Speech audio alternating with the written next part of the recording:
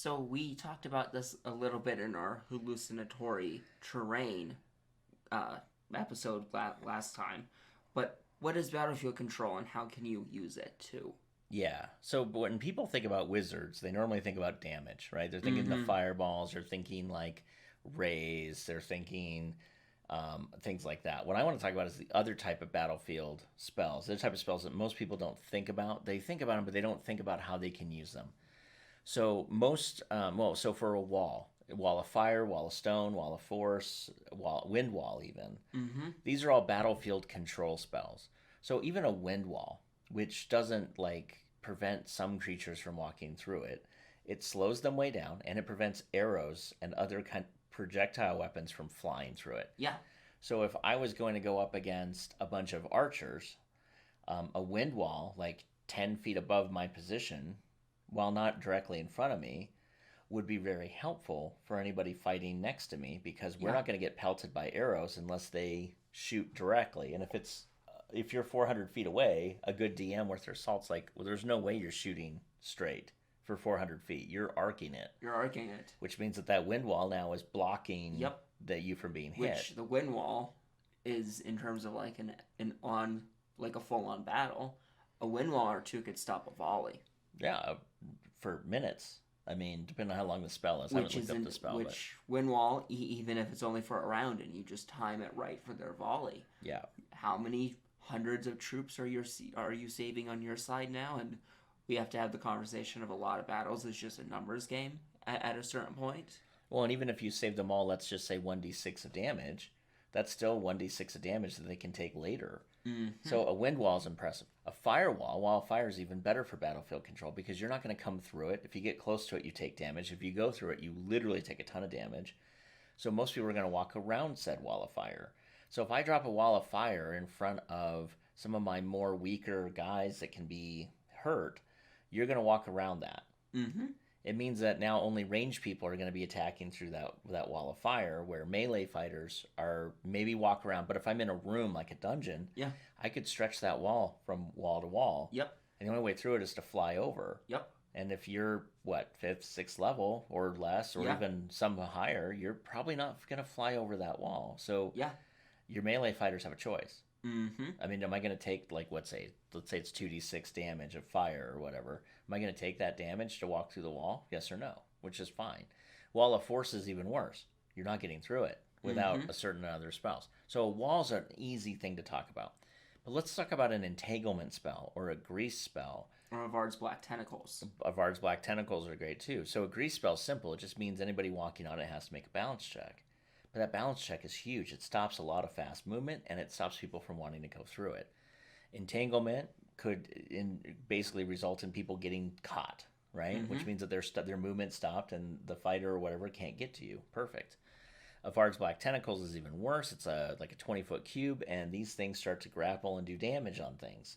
And they're really hard to see over because they reach up 10 feet in the air. So again, really good way of just placing it in a certain area. Now think about it in terms of, and tomorrow we're going to talk about like creating a big bad cool room. But think about battlefield control spells in terms of also laying traps. Mm-hmm. So can you create a battlefield control spell configuration where you're piping your players as it's a trap into a trap, right? So cue like Akbar twice.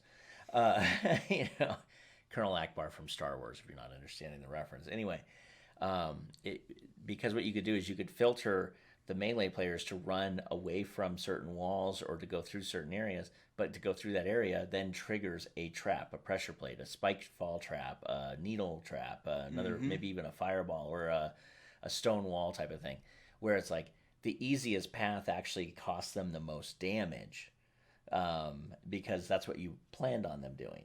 Right, they would have been better off maybe walking through your firewall because that was actually less damage if they, but you gave them a clear, easy shot at you, and when they took it, really bad things happened to them. So think about in terms of spells, what spell you can do. So then you have, okay, so we've talked about walls, which are a great one. We talked about area effect spells that prevent people from moving through or getting caught or maybe getting damaged on the way through. There's another type of spell which is called a lockdown spell. So this is your banishment, your sleep, your fear, your charm person, Your eye bite, things your like that. dominates, where you now lock a single character down for a duration, if it works. And for certain things like a dominate, it's even worse because with the dominate, if you dominate a fighting character, you can have them go now against their own party. There's nothing they can do about it. Granted, they'll have another saving throw to try to not do something about it, but and they'll get some every time they get hit or something like that. But the point is, taking the barbarian and forcing him to go fight the wizard, even if he never actually lands a shot, you've still taken him out for 2 full rounds. One round where you took him, one round for him to go try to do the thing, and then he comes out And of it. also, the wizard's not necessarily going to let his own barbarian try to hit him with an axe. He's going to use his turns to either put down the barbarian in Or a battlefield non-hostile control, way, yeah. or back up. Right. Or maybe redominate. Mm-hmm. Maybe he's got to dominate the dominated monster because he's like, I can't I can't have my own guy hit me with the axe. So in some ways you end up like, yeah, okay, it didn't really work like you thought, but you took a round or two away from the barbarian or the other fighter, and you took a round away from the thing he was going to go kill because that thing's got to try to defensively block that, which is great. Which doesn't sound like a lot, but if most encounters only last 10 or less rounds, an action or two from their side for an action of yours is worthwhile. Right. If you can spend one action and cost them 2, 3, 4 actions, that's exactly what battlefield control is all about. So, and it's also nice thing with battlefield control is if you don't want to be known as a killer GM, where you're just like your guy comes out and he just does empowered fireballs that maximize damage or whatever you want to call it, and he's just doing horrible amount of work on your players. These battlefield control spells are in some ways even more insidious. They're not endangering the party per se, but they do endanger what they can do. It slows them down, which means they're going to apt to take more damage because they've slowed down. They can't just walk through things.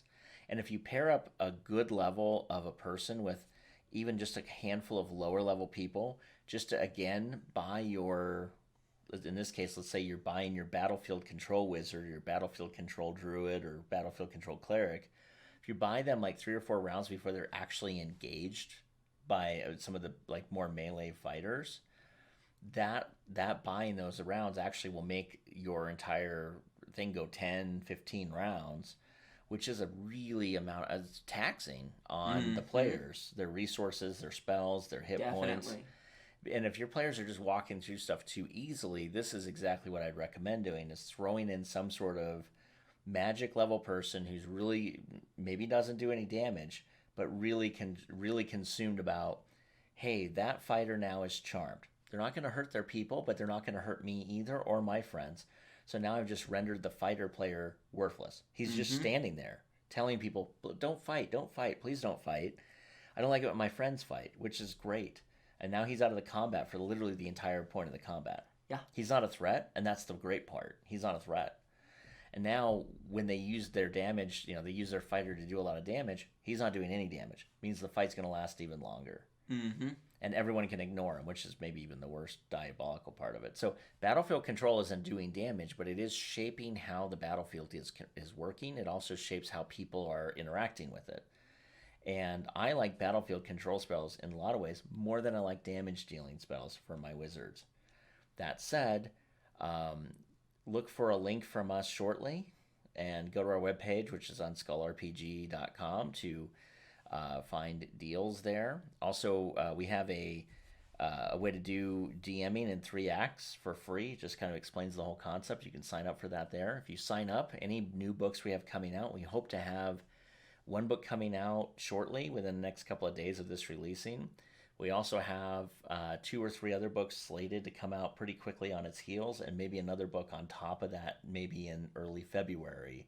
So there's some really good stuff coming. If you're on one of our mailing lists, and we give out any books for free, which we do occasionally, you will get first crack at those. So it may behoove you to go get a free course on how to do 3-act campaigns, which is really helpful, and learn how to tell your story and as like a play, but also have the ability to get honestly, $3 to $5 worth of product free right away, but continually get $3 to $5 worth of product free from us as far as life goes on. It could be years of that. So anyway, check us out, RPG, skullrpg.com. Also, show notes. We have a link to our current book, also a link to some of our courses. In there, you'll find the free course there. Check it out, and we'll see you tomorrow.